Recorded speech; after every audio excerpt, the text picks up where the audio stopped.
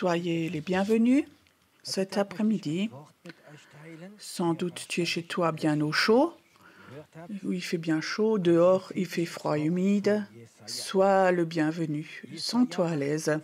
Cet après-midi, j'aimerais partager une parole que vous avez sans déjà connue, que vous connaissez. C'est une parole prophétique de Ésaïe. Ésaïe, c'était un prophète dans l'Ancien Testament qui parlait et qui regardait le plus dans le Nouveau Testament. C'est celui qui a le plus raconté de Jésus. Et il avait exprimé des paroles prophétiques qui se sont seulement réalisées 800 ans après, quand Jésus est venu.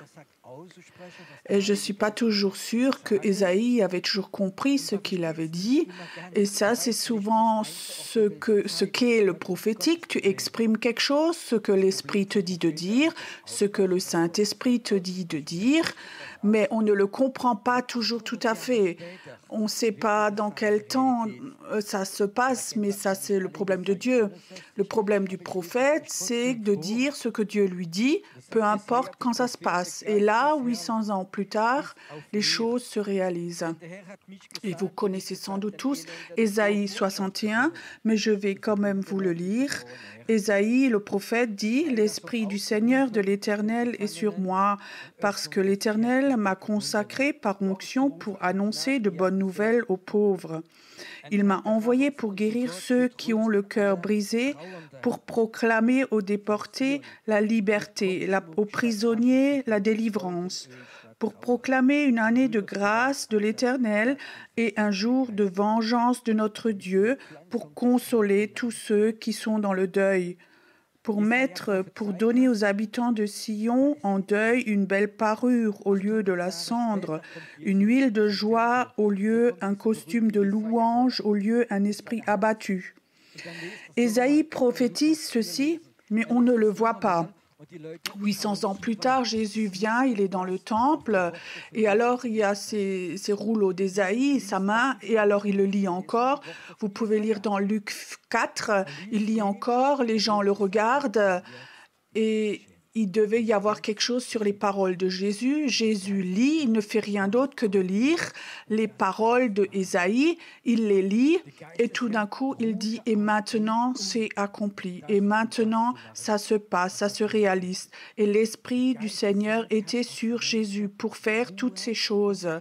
L'Esprit du Seigneur reposait sur lui pour faire ceci et cela, ce qui est écrit là-dedans. L'Esprit du Seigneur peut se poser sur les gens pour faire exactement la même chose. Jésus dit aussi, vous faites des choses plus grandes que moi en mon nom. Quand l'Esprit du Seigneur est sur une personne, il est capable de faire des choses comme Jésus faisait, même plus grandes. Quand l'Esprit du Seigneur vient dans l'Ancien Testament, c'était très spécial. Il y avait des gens spéciaux, des prophètes, des rois, comme Joseph, Moïse. Ils étaient oints donner des paroles, faire des choses. Dans le Nouveau Testament, quand le rideau était déchiré, l'Esprit du Seigneur vient sur toute chair, il est écrit. Ça veut dire que toute personne, tout qui est croyant, né de nouveau, chacun qui reconnaît Jésus comme son sauveur peut avoir l'Esprit du Seigneur sur lui pour faire les mêmes choses. Et ça, c'est des choses qu'on a compris. Quand l'Esprit du Seigneur, je peux dire la main de Dieu qui est posée sur quelqu'un pour faire ce travail-là. Mais j'aimerais rester dans les choses les plus importantes. L'Esprit du Seigneur repose sur quelqu'un, peut être sur ta vie, pour ne pas faire quelque chose. Et je vais maintenant peut-être frustrer certains. Il y a des choses qui se passent mais qui ne devraient pas. L'Esprit du Seigneur ne vient pas pour que tu reçoives de la gloire. L'Esprit du Seigneur ne vient pas pour que les gens t'honorent, t'élèvent. L'Esprit du Seigneur n'est pas sur toi pour que tu deviennes riche, pour que financièrement tu sois béni. Mais tu le seras quand même. L'Esprit du Seigneur ne vient pas pour toi sur toi pour que tu reçoives des sentiments de valeur. Mais c'est même dangereux. L'Esprit du Seigneur ne vient pas sur toi pour que tu reçoives la reconnaissance des gens. C'est 4 choses. L'Esprit du Seigneur n'est pas fait pour que ces choses se réalisent dans ta vie. Et si l'Esprit du Seigneur vient, ces choses-là se réalisent automatiquement sans que tu fasses quelque chose. L'Esprit du Seigneur n'est pas là pour que tu reçoives la gloire, parce que toute gloire revient à Dieu. Mais imagine, tu es chrétien, tu es dans une église et tout d'un coup, l'Esprit du Seigneur vient sur toi, tu commences à prophétiser et de façon très précise, tu commences à prier pour les malades, ils deviennent guéris, tu commences à faire de la délivrance, tu commences à faire de la cure d'âme. Il y a des signes et des miracles qui se réalisent et je peux te dire, les gens vont te glorifier.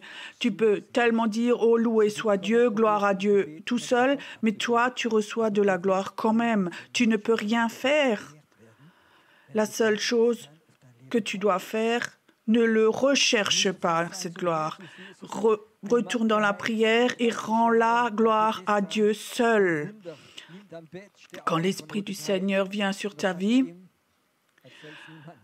il devrait être comme Jésus.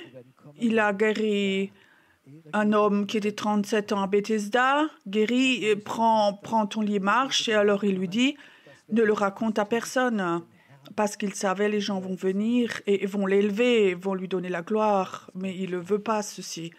Parfois, il faut qu'on rentre dans ce niveau-là, que quand tu fais quelque chose pour le Seigneur, de dire aux gens, ne le dis à personne. Dis Dieu t'a guéri. Raconte que Dieu t'a parlé au travers d'une prophétie. Il ne faut pas dire que Dieu m'a utilisé, mais donne toute la gloire à Dieu. Et souvent, nous, on fait l'inverse. Et si on ne reçoit pas la gloire, on est blessé. Et ça, c'est quelque chose qui est très dangereux. L'Esprit du Seigneur, la main de Dieu, n'est pas sur toi pour que toi, tu reçoives la gloire.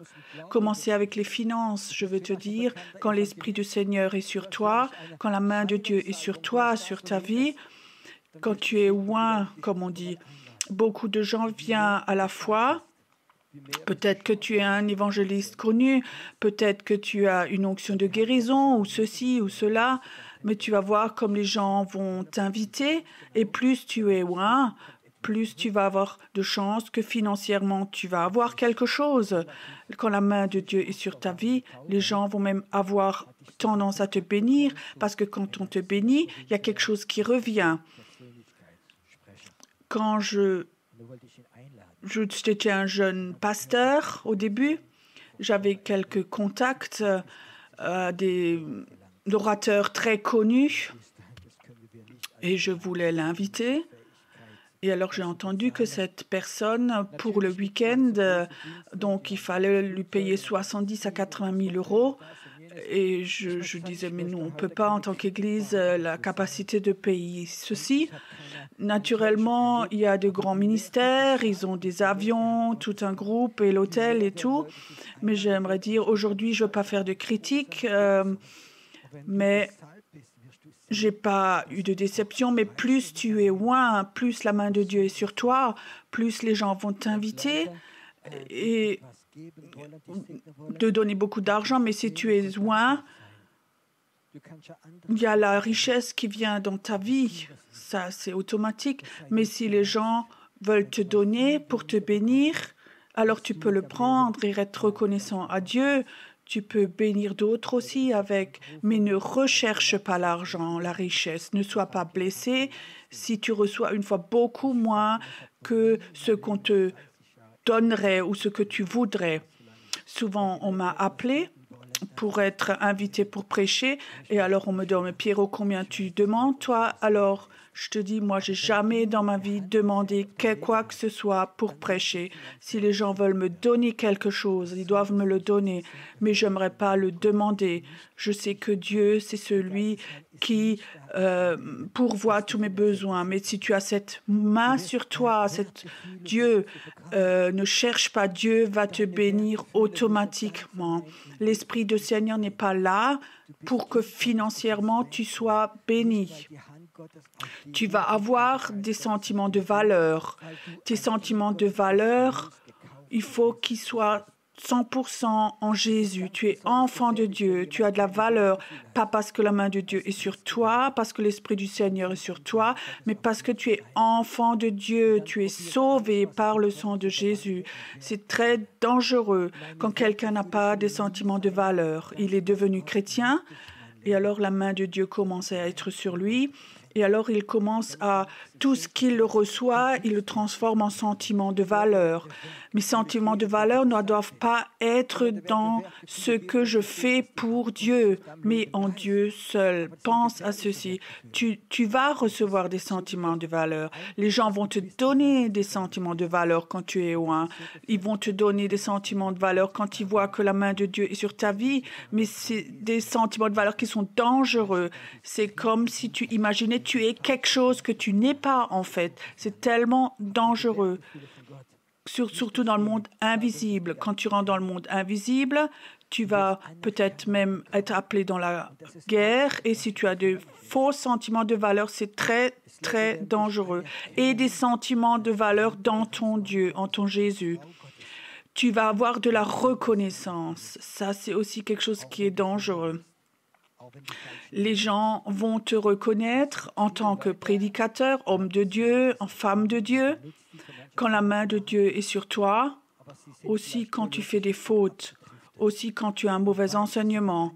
Il y a beaucoup de gens, la main de Dieu est sur eux, et Dieu les utilise pour ceci, cela, mais peut-être que théologiquement, ils ont un peu dévié, mais parce qu'ils ont eu tellement de reconnaissance, ils n'autorisent aucune correction dans leur vie.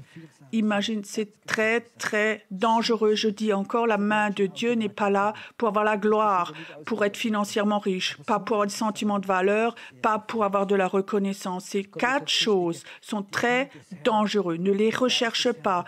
Ils vont venir tout seuls. Il ne faut pas que tu réfléchisses, que tu les cherches, parce que c'est dangereux. Maintenant, je viens au centre. La main de Dieu est là. Qu'est-ce que ça veut dire? On a entendu l'année de grâce. C'était dans l'Ancien Testament. On te rend tout ce que tu avais. Dans l'Ancien Testament, il n'y avait pas une année de grâce. Dans le Nouveau Testament, ça existe quand tu exprimes la grâce. Quand tu as la main de Dieu sur toi et l'Esprit est sur toi, alors tu es appelé à donner la grâce aux gens. Commence par tes enfants. La grâce, c'est pas... Tu sais qu'il a péché et il le sait aussi, mais tu lui exprimes la grâce, le pardon. Ça, c'est la main de l'Éternel. Et surtout, quand ils t'ont blessé. Apprends ceci. Tu es appelé à donner la grâce, la guérison et la délivrance. Je crois que la guérison est très importante. Je crois qu'aujourd'hui, tellement de gens sont blessés corporellement, dans leur corps, dans leur âme, dans l'esprit. On les rejette dans leur église. On est exprimé à dire des paroles de guérison, de prendre quelqu'un dans les bras, d'aimer quelqu'un. Ça, c'est quelque chose que la main de Dieu veut qu'on fasse quand elle est sur nous. La délivrance, de sortir les gens de la prison. Combien de gens aujourd'hui sont liés aux pensées, pornographie, la drogue, beaucoup de choses, des médicaments, de l'alcool. Ils sont complètement liés. On n'est pas appelé... L'Esprit du Seigneur n'est pas là pour les accuser, pour leur dire c'est pas bien ce que tu fais, mais pour les libérer, pour les aimer, pour les guérir, pour faire de la délivrance. La délivrance, c'est pas un endroit où tu cherches la reconnaissance, mais c'est de délivrer les gens de leur prison. Tu as la clé. Les gens dans la solitude, dans la condamnation. Toi, tu peux les sortir de la prison. La main de Dieu peut venir sur quelqu'un et surtout spécialement pour faire ce genre de ministère, pour délivrer. Tu es appelé pour transmettre de la joie. J'aimerais aujourd'hui à ceux qui prêchent ou ceux qui ont des groupes de maison. Quand les gens entendent ta prédication à la fin, est-ce qu'ils ont une joie dans leur esprit ou est-ce qu'ils sont oppressés? Tu sais, quand ils se sentent oppressés à la fin, est-ce que c'est la main de Dieu qui est sur toi ou la main de l'accusateur des frères? Quand tu vas à l'église et que tu rentres, que tu es oppressé, je ne crois pas que celui qui a prêché, que la main de Dieu était sur lui. La main de Dieu peut transmettre la parole de Dieu, mais alors il faut aussi qu'il y ait cette grâce et ce pardon exprès. Quand Jésus parle après la repentance, il y a la joie. Sinon, on tombe très vite dans la religiosité. L'Esprit du Seigneur est là pour consoler les gens. Cette huile de joie au lieu de la cendre, tu sais, ces signes, c'est des signes de mort. Parfois, quand je vois les gens, ou quand je regarde les enfants, je vois tellement de mort dans leurs yeux. Il y a parfois des enfants, parce que les parents n'avaient pas le temps, et ils ont déjà regardé les choses les plus terribles à la télé. C'est comme si tous leurs sentiments étaient déjà détruits, morts en eux. Et tu sais, on est là pour parler, exprimer la vie, pour exprimer de l'amour, transmettre de l'amour, de la grâce. L'Esprit du Seigneur est posé sur moi pour faire ce travail. Quand je change de sens, si toi tu as cœur en toi, si tu as soif de guérir des gens, de les libérer, de donner de l'huile de joie, de donner de l'amour, de donner de la chaleur, de construire le royaume de Dieu, alors l'Esprit de Dieu est sur toi déjà très près. J'aimerais encore dire quelque chose sur l'Esprit du Seigneur. L'Esprit du Seigneur, il vient sur toi et tu vas rentrer dans ce surnaturel et ça a une capacité humaine, rien à voir. Ça, c'est de l'humanisme. Moi, je veux te raconter des histoires de la Bible. Un jour, l'Arche de l'Alliance, elle a été volée. Les Philistins l'ont volée. Ils ont gagné la bataille et ils ont mis l'Arche de l'Alliance dans leur temple auprès de leur Dieu. Ils ont remarqué que ce n'est pas bon. Ces dieux sont tombés, les gens sont devenus malades, les gens sont morts. Et alors ils ont dit, il faut que cette Arche de l'Alliance, il faut de nouveau la rendre. Mais les gens ne savaient pas si on la rend à Israël, c'est peut-être dangereux. Alors ils voulaient avoir un signe que cette Arche de l'Alliance, qu'elle devait de nouveau aller en Israël. Alors ils ont fait quelque chose et ça avait quelque chose à voir avec la sagesse. Ils ont pris une jeune vache qui avait un jeune veau. Ils ont mis cette Arche de l'Alliance sur la charrette derrière. La vache, ils lui ont dit, écoute, tu es libre. Et normalement, une vache ne va jamais quitter son petit veau.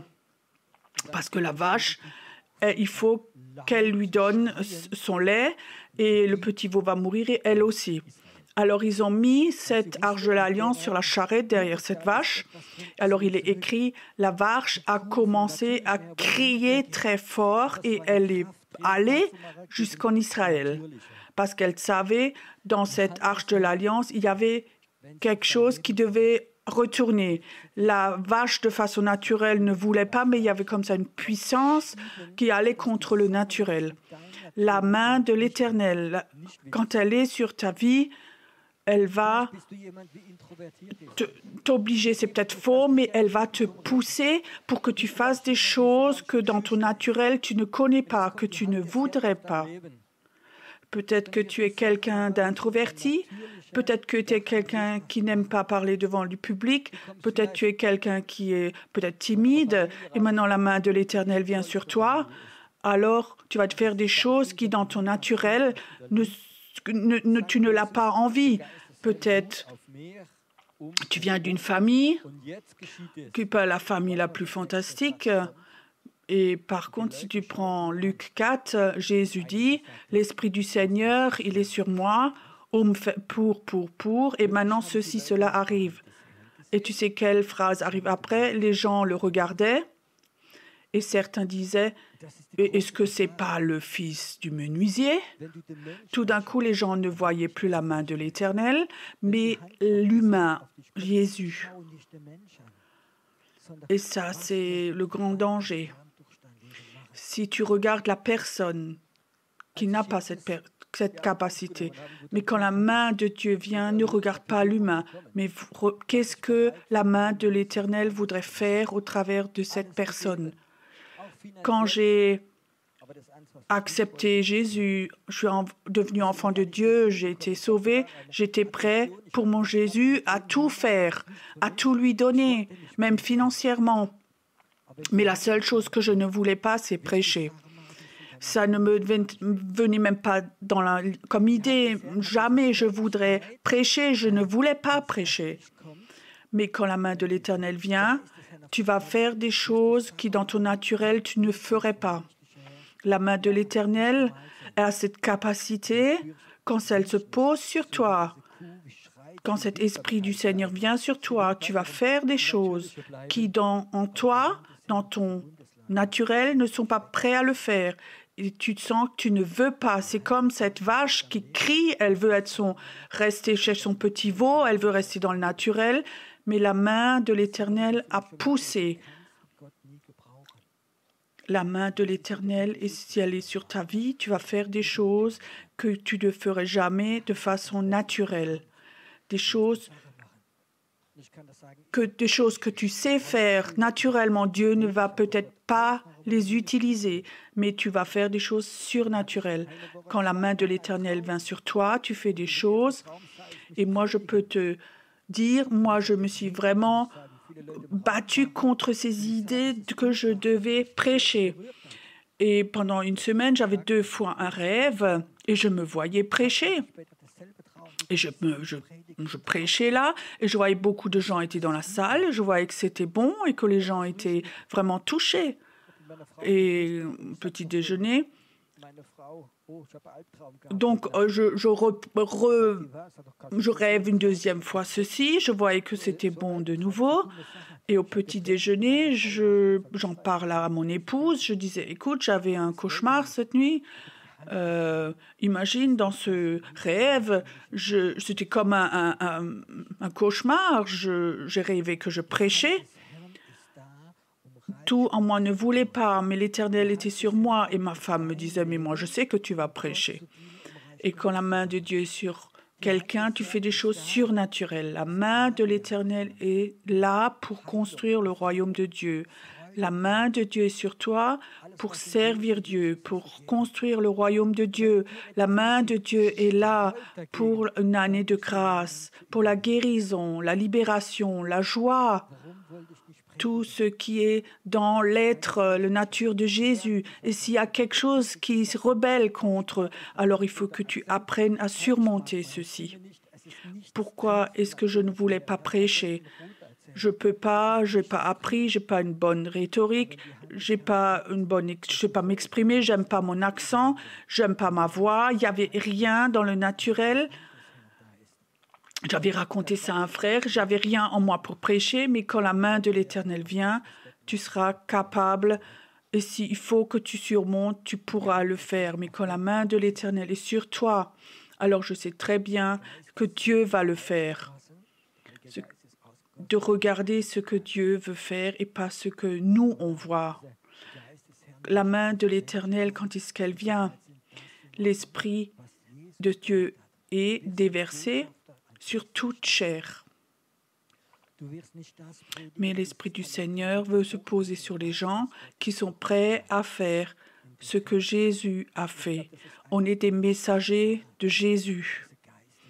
Tu ne vas pas prêcher ou avoir le talent que toi tu penses, mais ce que Jésus a prévu pour toi. Et je crois que c'est une des choses les plus importantes. L'Esprit du Seigneur est là pour se poser sur toi. Quand est-ce qu'il s'est posé sur Jésus?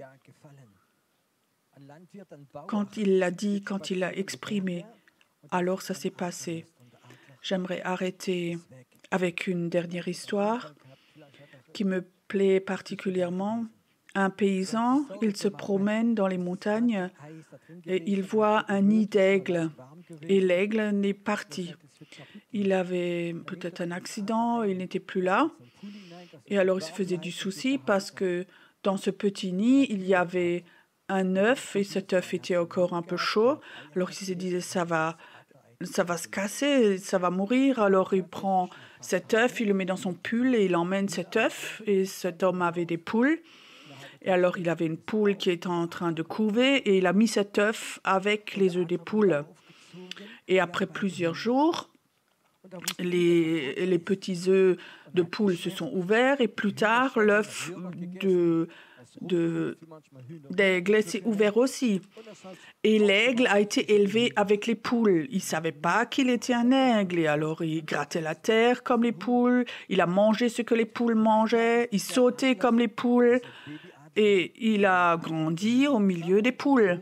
Il n'a jamais compris qu'il était un aigle, mais il pensait qu'il était une poule. Et un jour, cet aigle, ce bébé aigle, qui était avec les poules dans la cour, et un vrai aigle vole au-dessus de ce poulailler.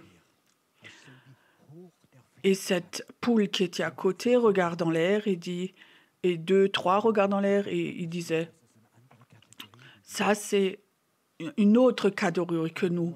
Ils savent voler très haut et ils sautent pas en bas dans le poulailler. Et le petit bébé aigle disait, oui, ça c'est une autre catégorie. Plusieurs mois plus tard, ce petit aigle est mort.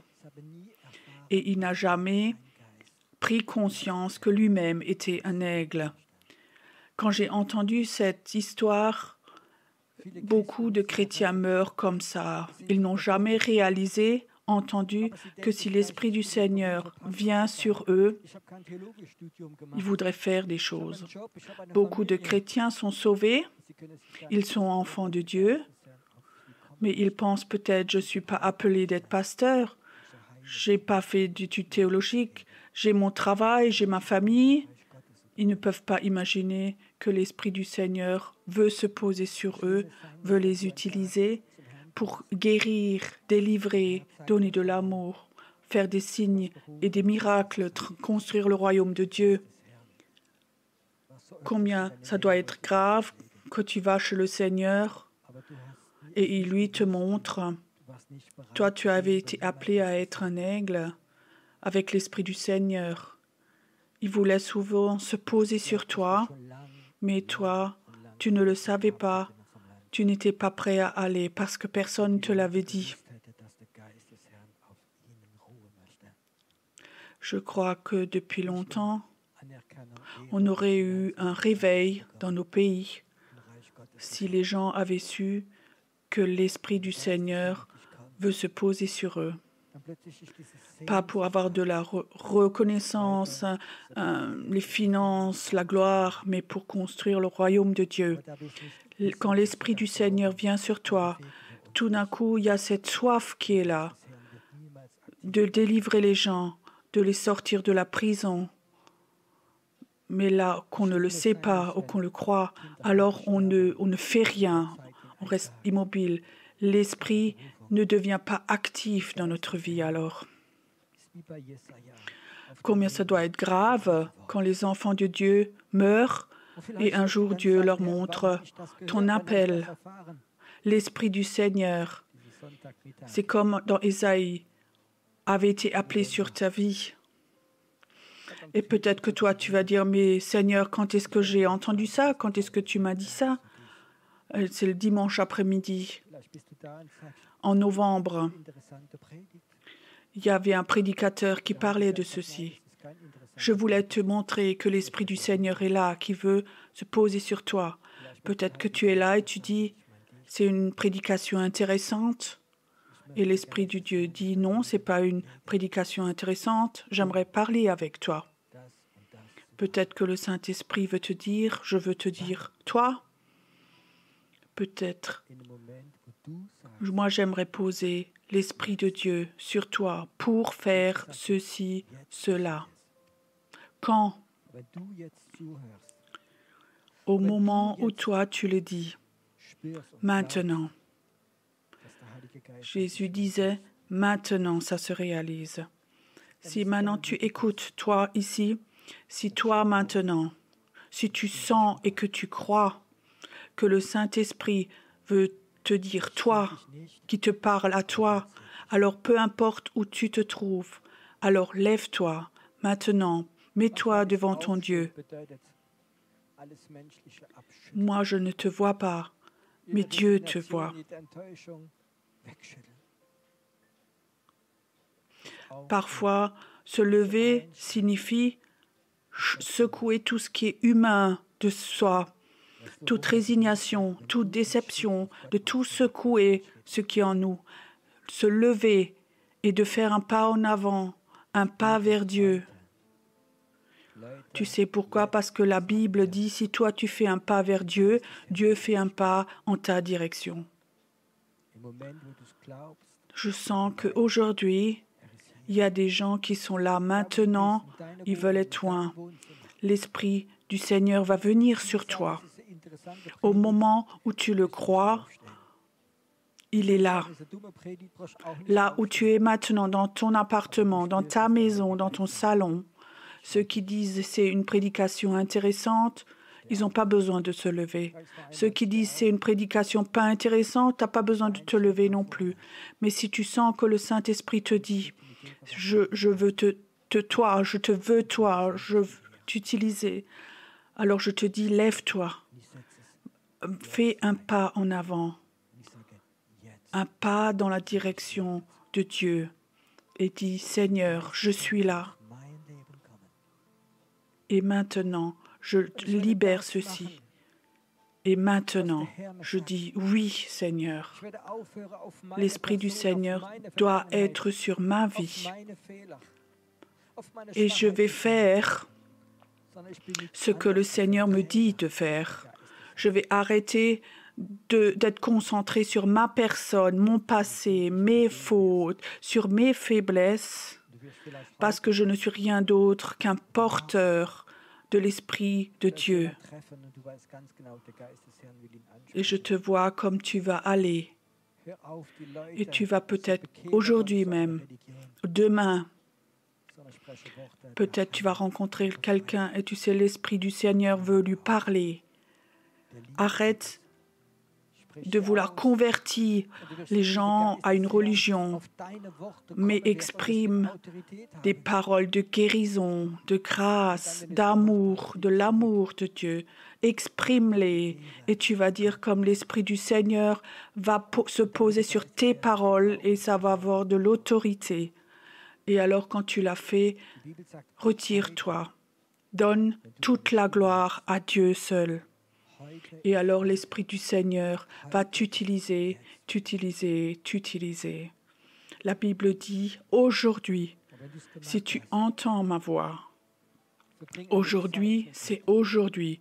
Aujourd'hui, c'est maintenant pour toi. Si tu l'as fait, passe un moment avec Dieu. Si maintenant tu as senti que l'Esprit de Dieu est sur toi, alors dis cette parole où tu te donnes à Dieu. Paul dit qu'il faut qu'on soit un sacrifice soi-même et te dire je suis là pour toi Seigneur.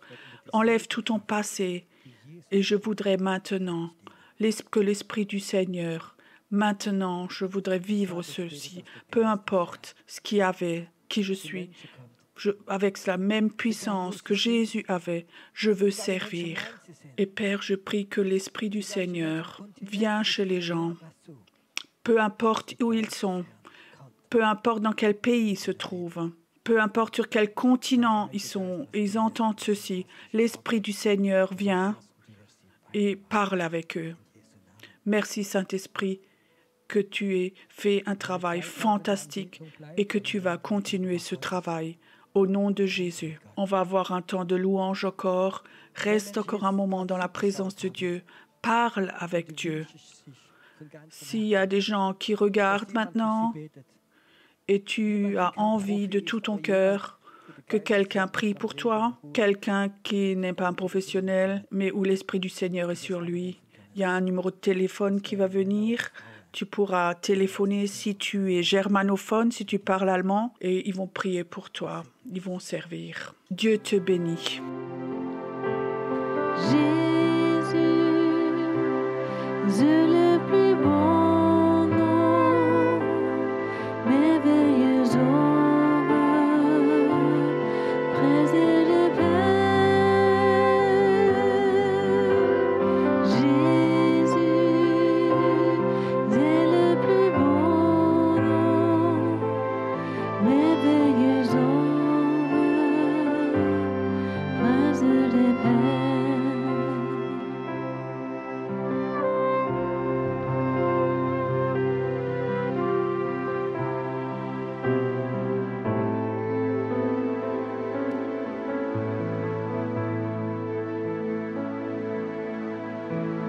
Jésus, c'est le plus beau nom, merveilleux sauveur, prince de Pâques. Jésus, c'est le plus beau nom, merveilleux sauveur, prince de Pâques. Emmanuel, Dieu avec nous.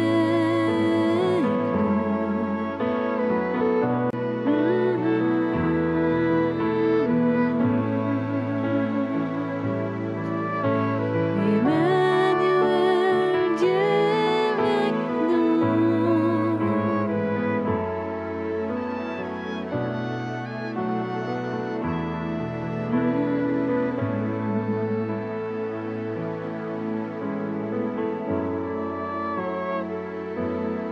source de joie,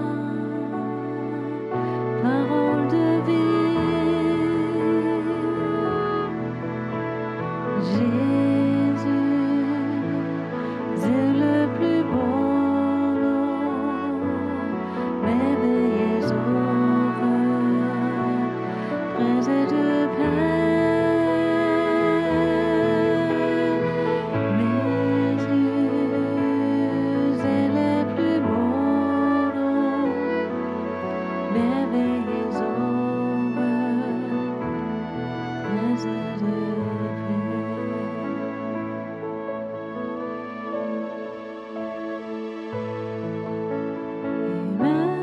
Emmanuel, Dieu avec nous, source de joie, parole de vie. Emmanuel, Dieu avec nous, source de joie, parole de vie.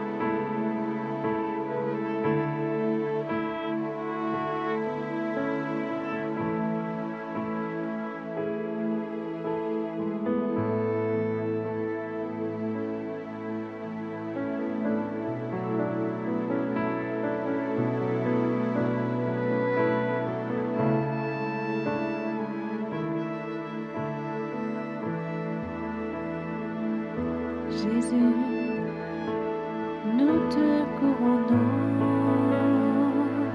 nous te proclamons. Jésus,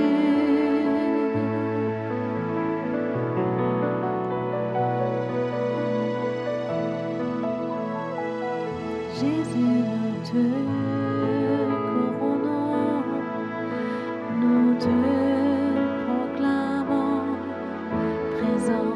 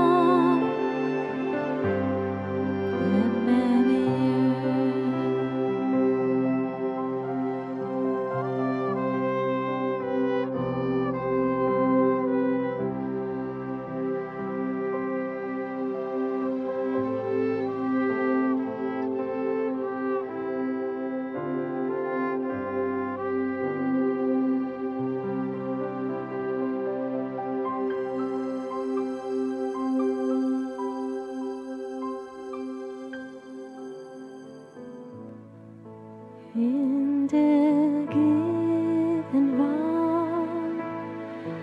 seiner Herrlichkeit. Gott ist so mächtig. Friede, Fürst, Ratgeber, wunderbar.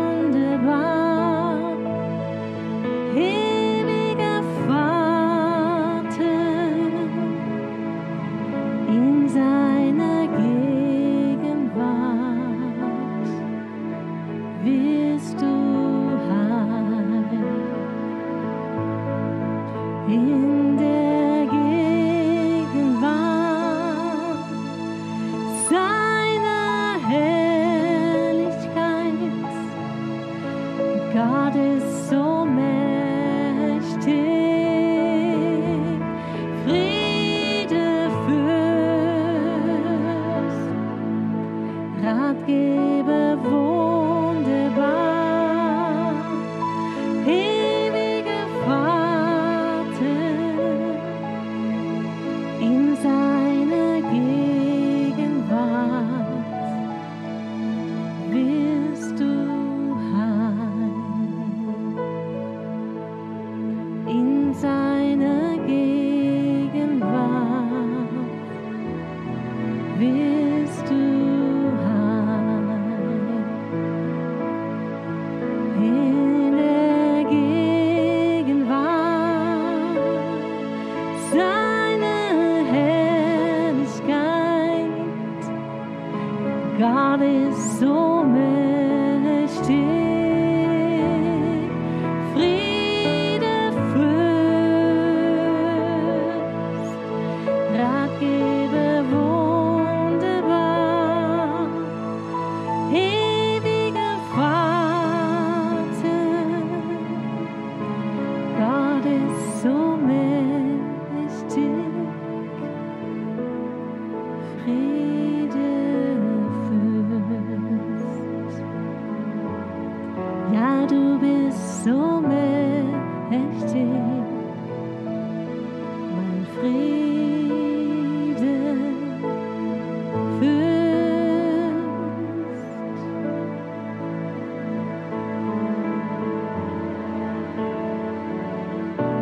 Du bist so mächtig, oh, du bist mein Friedefürst.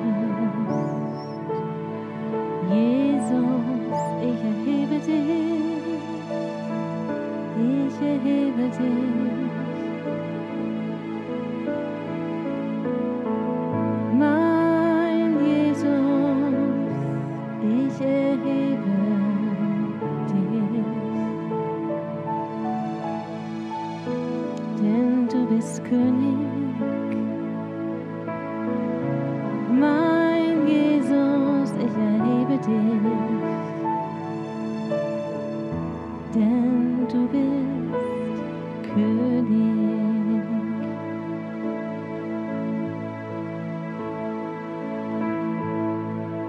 In der Gegenwart deiner Herrlichkeit, oh, dort rufst du mich aus der Dunkelheit heraus. In der Gegenwart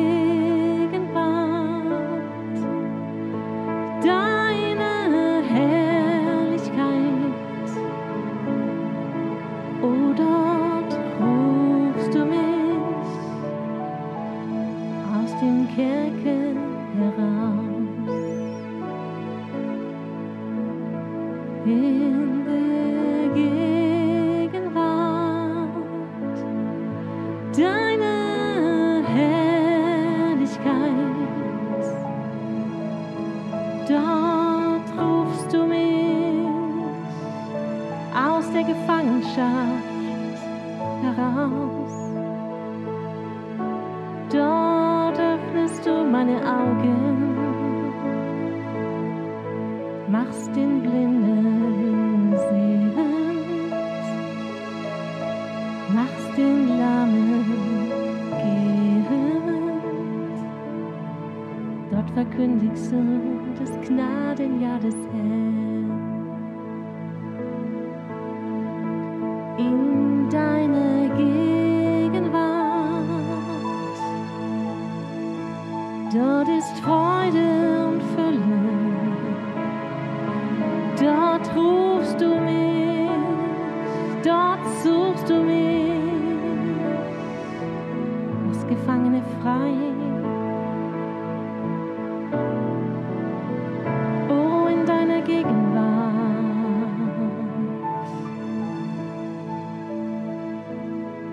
dort ist Heilung für mich. Ja, du setzt mich frei. Oh, du setzt mich frei.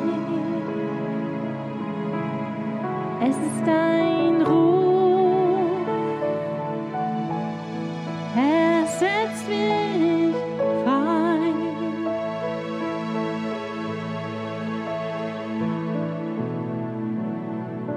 Das Gnadenjahr des Herrn. Die angenehme Zeit beginnt heute für dich. Die angenehme Zeit beginnt heute für dich. Wenn du bist frei wie ein Adler, oh, flieg, kleiner Adler, flieg, flieg, Adler Gottes, du bist frei. Ja, du bist frei, denn ich rufe dich zur Freiheit der Kinder Gottes, zur Freiheit im Geist.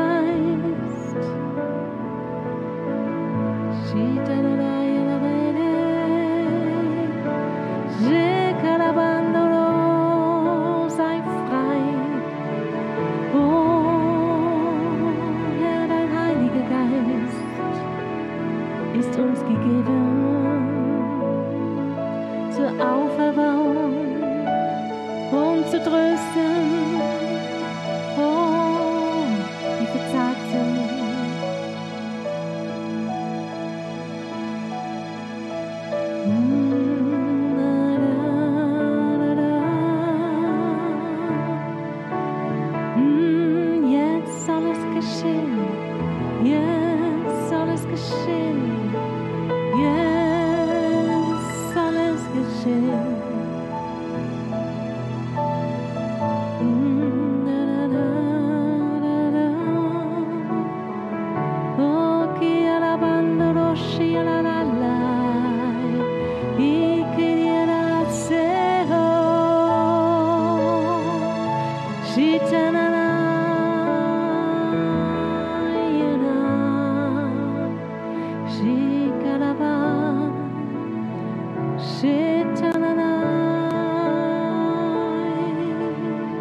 Ich bin frei durch dich.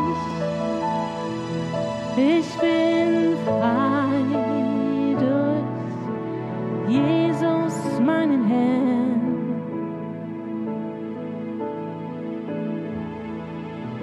Und das Gnadenjahr des Herrn, es beginnt für mich.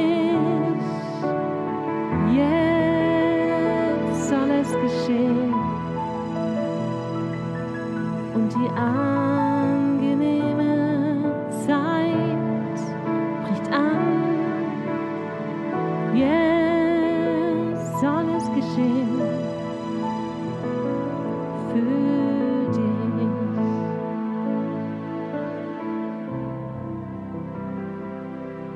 Und die angenehme Zeit für dich bricht heute an dieser Stunde.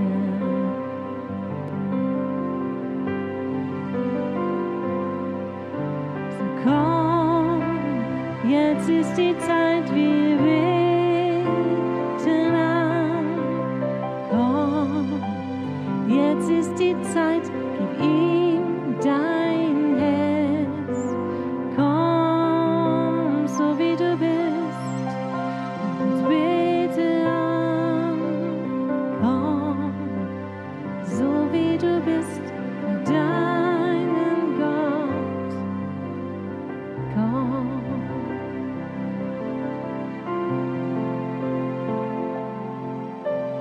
Komm, jetzt ist die Zeit, wir beten an. Komm, jetzt ist die Zeit, gib ihm dein Herz.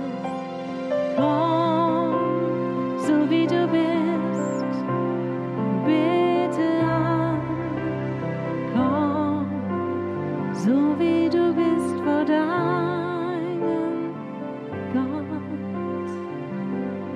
Oh, komm.